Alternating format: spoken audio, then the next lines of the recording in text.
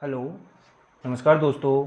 स्वागत है आपका आपके अपने YouTube channel one plus classes पर। तो आप पढ़ रहे हैं राजस्थान की ज्योग्राफी जीतराम चौधरी के साथ, और आज आप पढ़ने जा रहे हैं राजस्थान का अक्षांशीय और देशांतरीय विस्तार। आइए आज का वीडियो स्टार्ट करते हैं। आज के वीडियो की महत्वपूर्ण विशेषता यह है कि आज से अपन जो भी पढ़ेंगे वो भूगोल में मैप के द्वारा पढ़ेंगे, और साथ ही जो पहले वाले वीडियो थे उनमें हमने प्रीवियस ईयर के जो क्वेश्चंस थे वो देखे थे। आज से हमने दूसरा परिवर्तन ये किया है कि पहले हम किसी भी टॉपिक का बिंदुवार अध्ययन करेंगे, और बिंदुवार अध्ययन करने के बाद में उससे संबंधित जो भी प्रश्न आए पूछे हुए हैं परीक्षा में उनका अध्ययन करेंगे। तो आज हम पढ़ने जा रहे हैं राजस्थान की अवस्थिति और विस्तार।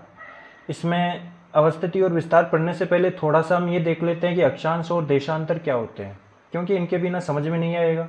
हालांकि ये बिल्कुल साधारण बातें हैं कि अक्षांश और देशांतर क्या होते हैं, फिर भी इनको एक बार देखना जरूरी है। तो जो ये हमारी गोलाकार लाइनें होती है इनको कहा जाता है अक्षांश, और इनकी जो मुख्य जो लाइन होती है वो होती है ये वाली 0 डिग्री। इसको कहते हैं भूमध्य रेखा, इक्वेटर। ये हमारी मुख्य रेखा है। जब ये वाली जो रेखा है ये पूरे ग्लोब को या यूं कहे पृथ्वी को दो हिस्सों में बांट देती है। जो ऊपर वाला हिस्सा होता है वो होता है उत्तरी गोलार्ध, और जो नीचे वाला हिस्सा होता है वो होता है दक्षिणी गोलार्ध। अब इनकी संख्या कितनी होती है अक्षांशों की, तो हमें पता है कि जैसे हम ऊपर जाते हैं ऊपर की तरफ अपने को 90 अक्षांश मिलते हैं, और नीचे की तरफ कितने अक्षांश मिलेंगे, 90। तो टोटल कितने हो गए ये 180, और एक ये वाला कितना हो गया 181।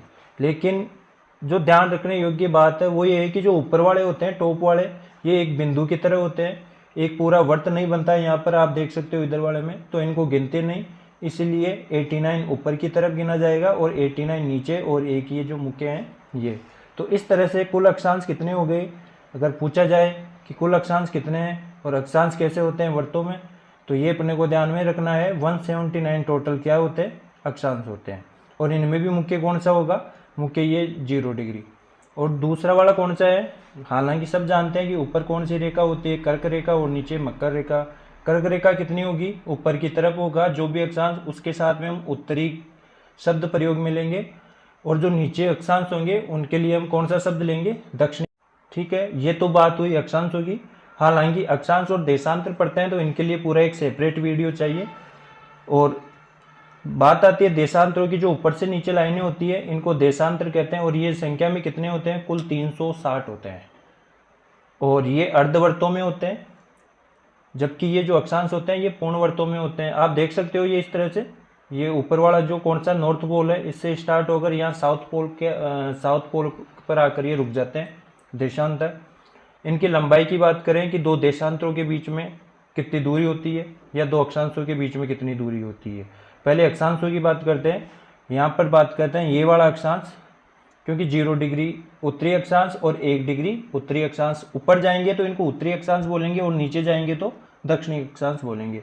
तो यहाँ पर होगा 110.6 किलोमीटर के लगभग होता है। और जैसे जैसे हम इधर जाते हैं ऊपर की तरफ बढ़ते जाते हैं, तो ये वाली जो दूरी है दो अक्षांशों के बीच में, ये इन दो अक्षांशों के बीच में दूरी कौन सी हुई, ये वाली, तो ये बढ़ती जाएगी, और ये बढ़ती बढ़ती कितनी हो जाएगी, लगभग 117.7 किलोमीटर। लेकिन जो मुख्य जो इनका आकलन किया जाता है वो 111 किलोमीटर मानकर ही किया जाता है। तो ये तो बात हो गई अक्षांशों के बारे में। और देशांतरों के बारे में बात करें तो इनकी 1 डिग्री देशांतर दूरी कितनी होती है।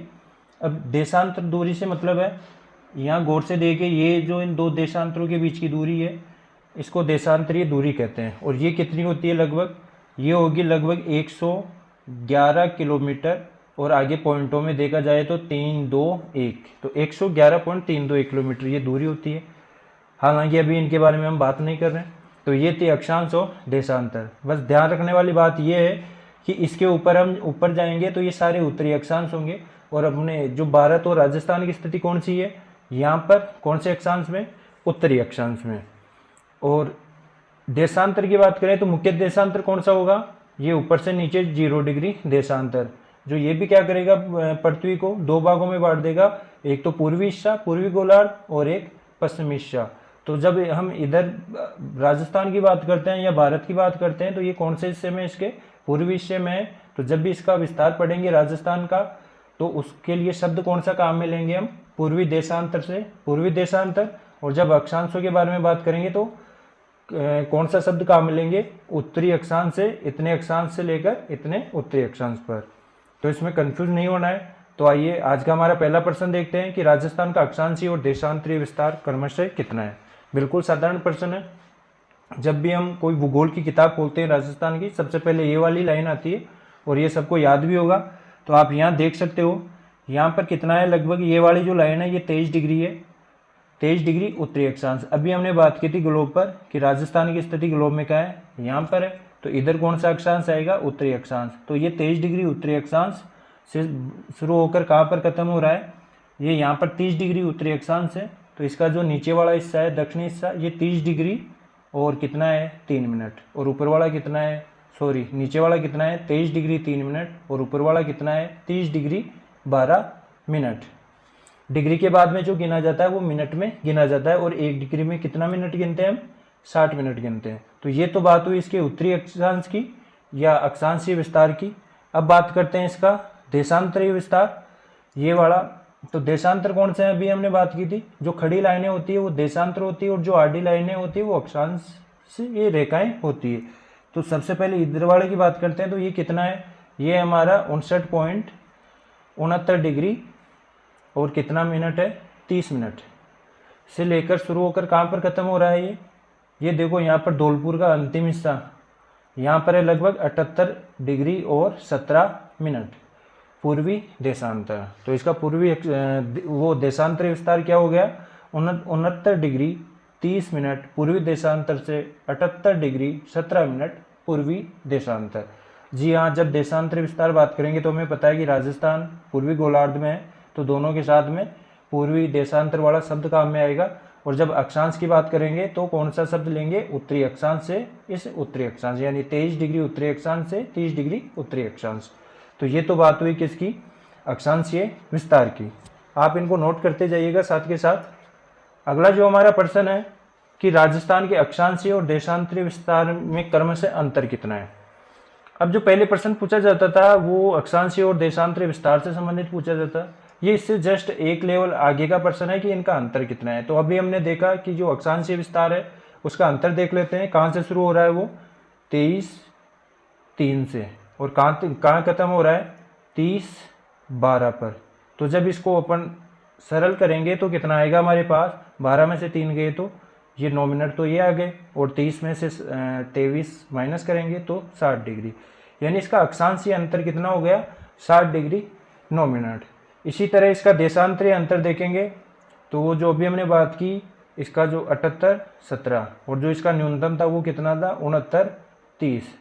तो जब इसको माइनस करेंगे, 17 में से 30 माइनस नहीं होगा, यहाँ से एक वो हम उधार लेते हैं तो ये गणितीय कैलकुलेशन है। 1 लेंगे तो वो 60 के बराबर 1 डिग्री, तो ये कितना हो जाएगा? 67 में से 30 माइनस करेंगे 47, और ये 77 बचे, 69 माइनस करेंगे तो कितना बचेगा हमारे पास? 8 पॉइंट, यानी 8 डिग्री और 47 मिनट। ये इसका देशांतरीय विस्तार का अंतर है। उम्मीद है ये आपको समझ में आया होगा। एक बार आप और कैलकुलेशन कर लेना इसको। बस ये ध्यान रखना कि जब इधर से कैरी करेंगे, यानी 1 कैरी करेंगे तो वो 1 के बराबर नहीं होगा, वो 60 के बराबर होगा। अगला हमारा प्रश्न है, प्रश्न नहीं है ये हमारे बिंदुवार प्रश्न यहाँ मैंने सेलेक्ट किए हैं कि राजस्थान के सर्वाधिक जिलों से गुजरने वाले देशांतर कौन से हैं। तो अब बात आती है सर्वाधिक जिलों से गुजरने वाले देशांतर की। तो इसके लिए हम मैप का सहारा लेते हैं। ये हमारा मैप है। अब इसमें हमें ये देखना होगा कि सबसे ज़्यादा जिलों से गुजरने वाले देशांतर कौन से हैं। तो पहले तो ये देखेंगे देशांतर क्या होते हैं। जो ऊपर से नीचे की लाइनें होती है वो देशांतर होते हैं। तो आपको मैप में दिख रहा होगा कि जो ये मध्य वाला भाग है, यहाँ पर जो भी देशांतर होगा वो सबसे ज़्यादा जिलों से होकर गुजरेगा। तो जो अभी मैंने जो ये वाली लाइन खींची है, ये लगभग 74 डिग्री हमारा कौन सा है? पूर्वी देशांतर है। और इससे आगे वाली जो देशांतर होगी वो 75 डिग्री पूर्वी देशांतर होगी। तो ये जो 2 देशांतर है इसके मध्य से गुजर रहे हैं, यही सर्वाधिक जिलों से गुजरते हैं। और ये लगभग ये माना जाता है 8 जिलों से होकर गुजरते हैं। तो आइए इसमें ये देखते हैं कि ये जो 74 है ये कितने जिलों से होकर गुजर रहा है, और जो 75 है ये कितने जिलों से गुजर रहा है। तो यहाँ आप गौर से देखने पर ये दिख रहा है कि ये गंगानगर 74 की बात कर रहा हूँ कि 74 को कहाँ से गुजरेगा। ये 74 गुजर रहा है गंगानगर, गंगानगर के बाद में कहाँ से, बीकानेर से, और यहाँ से ये नागौर, ये जोधपुर, पाली, और पाली के बाद में ये राजसमंद, उदयपुर और नीचे डूंगरपुर। तो ये इस तरह से कुल 8 जिलों से होकर गुजरता है। इसी तरह जो ये 75 है, इसको भी आप देखोगे तो ये भी 8 जिलों से होकर गुजर रहा है। 8 जिले कौन से हो गए लगभग, तो ये हनुमानगढ़, चूरू और ये नागौर। तो यहाँ पर मुख्य रूप से ये जो दोनों है 76 और ये 75, ये नागौर से गुजरते हैं। इसके बाद में ये अजमेर आ जाएगा, बांसवाड़ा, चित्तौड़गढ़ और ये प्रतापगढ़ और भीलवाड़ा, प्रतापगढ़ और नीचे बांसवाड़ा। तो इस तरह से सर्वाधिक जिलों से गुजरने वाले देशांतर कौन से हो गए, 74 और 75 पूर्वी देशांतर। हालांकि ये नहीं पूछा जाता है कि कौन कौन से जिलों से गुजरते हैं, पर हमें ये ध्यान रखना है कि मध्य से जो 74 और ये 75 वाला है ये सबसे ज़्यादा।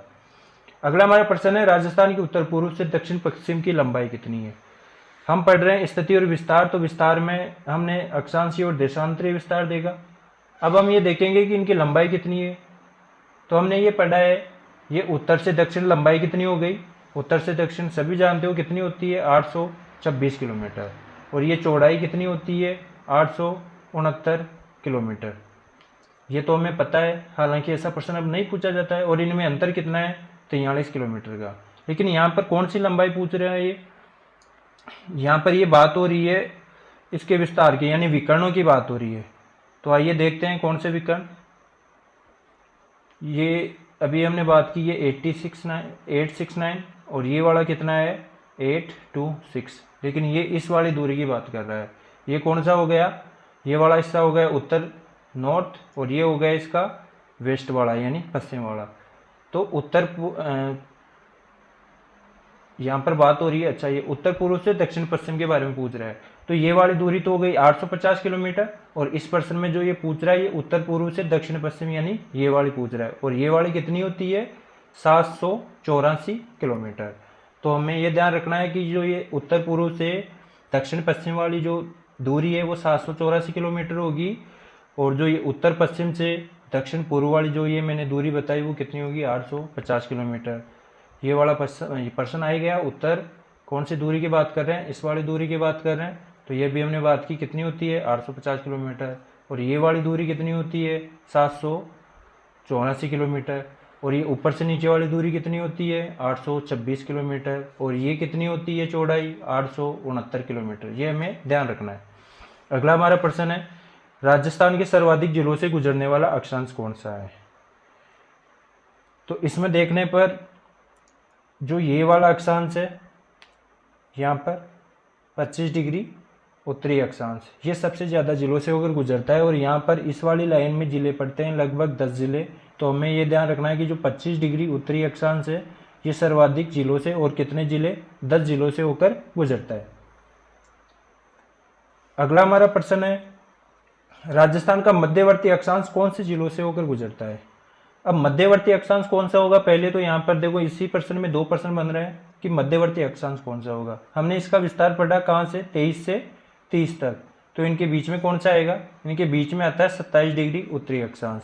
तो यहाँ पर बात हो रही है मध्यवर्ती अक्षांश यानी 27 डिग्री उत्तरी अक्षांश। और ये जो 27 डिग्री उत्तरी अक्षांश है ये कौन से जिलों से होकर गुजरता है। तो ये जैसलमेर मध्यवर्ती का मतलब इसके जस्ट बीच में ये वाला जैसलमेर, जोधपुर, और उसके बाद में आप मैप में देख सकते हो नागौर, नागौर के बाद में जयपुर, दौसा और भरतपुर, ये वाला मध्यवर्ती अक्षांश। तो कौन कौन से हो गए, जैसलमेर, जैसलमेर के बाद में जोधपुर, जोधपुर के बाद में नागौर, फिर जयपुर, फिर दौसा और उसके बाद में भरतपुर। ये 6 जिलों से होकर गुजरता है मध्यवर्ती अक्षांश यानी कौन सा, 27 डिग्री उत्तरी अक्षांश। इसके बाद में राजस्थान के सर्वाधिक देशांतरों वाला जिला कौन सा है। काफ़ी अच्छा प्रश्न है। अब इसमें हमें ये देखना होगा कि सबसे ज़्यादा देशांतर यानी ये ऊपर से नीचे की ओर। अब जिसका जो विस्तार है, कौन सा विस्तार, इधर कौन सा है, पश्चिम और ये पूर्व। जिस जिले का विस्तार पश्चिम से पूर्व की दिशा में ज़्यादा होगा यानी जिसकी चौड़ाई ज़्यादा होगी वही हमारा यहाँ पर आंसर हो सकता है। तो इसमें देखने पर कौन सा लग रहा है, ये जैसलमेर, जैसलमेर सबसे ज़्यादा इसकी चौड़ाई है। तो इससे कौन से मुख्य अक्षांश वो देशांतर गुजरते हैं। तो हमने इसका विस्तार पढ़ा था 69 से स्टार्ट होकर। तो 69.30 मिनट से स्टार्ट हो रहा है, वो 69 30 मिनट से। इसका मतलब पहला अक्षांश कौन सा आएगा इसमें 70 डिग्री, 69 को क्रॉस कर चुके हैं।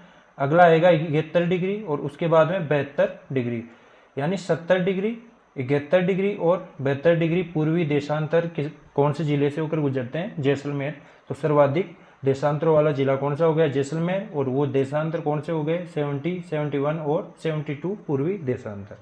अगला हमारा प्रश्न है, राजस्थान के केवल एक जिले से गुजरने वाले देशांतर कौन से हैं?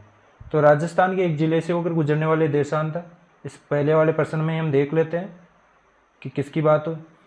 अब यहाँ से देखने पे हमें ये पता चल रहा है कि एक जिले से, जो ये पहले वाला जो होगा ना, ये एक ही जिले से होकर गुजर रहा है, और जो सबसे लास्ट में है धौलपुर वाला, यहाँ से जो देशांतर गुजर रहा है वो भी एक ही जिले से। बाकी बीच में जो भी देशांतर गुजरेंगे वो एक से ज़्यादा जिलों से गुजरेंगे।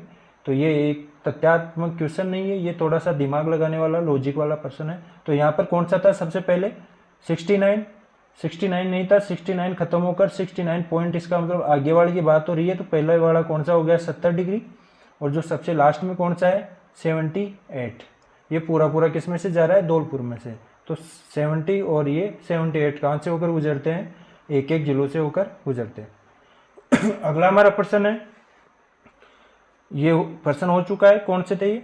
वो 70 और 78, ये वाला जैसलमेर से और ये वाला धौलपुर से।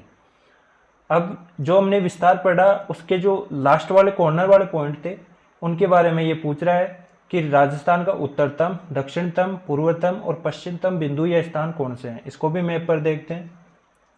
तो राजस्थान के सबसे पूर्व में कौन सा पॉइंट है? ये वाला। और ये जिला कौन सा है? धौलपुर।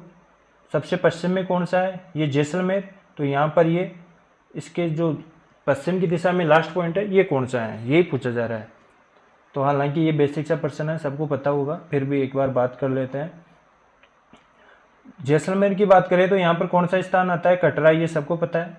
तो कटरा जैसलमेर इसका पश्चिमतम बिंदु हो गया। और पूर्व की बात करें तो यहाँ पर कौन सा स्थान आता है? सिलाना।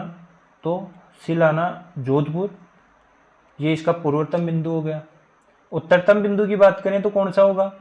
अच्छा, उत्तर में सबसे जो स्थान है वो कौन से जिले का है? गंगानगर का। तो यहाँ पर होगा कोणा गंगानगर। तो कोणा गंगानगर इसका कौन सा स्थान हो गया? पूर्वोत्तम, और सॉरी उत्तरतम स्थान। और जो दक्षिणतम स्थान है वो बोरकुंड बांसवाड़ा हो गया नीचे की तरफ। तो ये हमें ध्यान रखना है, ये उत्तरतम, दक्षिणतम, पूर्वोत्तम यानी इसके अंतिम बिंदु, सीमाओं के बिंदु। और इनका इस प्रश्न घुमाकर भी पूछा जा सकता है कि कटरा जो है उसका वो कौन से अक्षांश पर, वो देशांतर पर स्थित है। तो जो अभी हमने पढ़ा था ये कहाँ से शुरू हो रहा है? 69 डिग्री 30 मिनट से। तो ध्यान रखना है, ये वाला कटरा हो गया, ऊपर की तरफ कोणा हो गया, और ये कौन सा हो गया? सिलाना धौलपुर। और ये नीचे की तरफ कौन सा हो गया? दक्षिणतम बिंदु बोरकुंड बांसवाड़ा। तो ये था अक्षांश और देशांतरों से संबंधित आज का हमारा महत्वपूर्ण सेशन।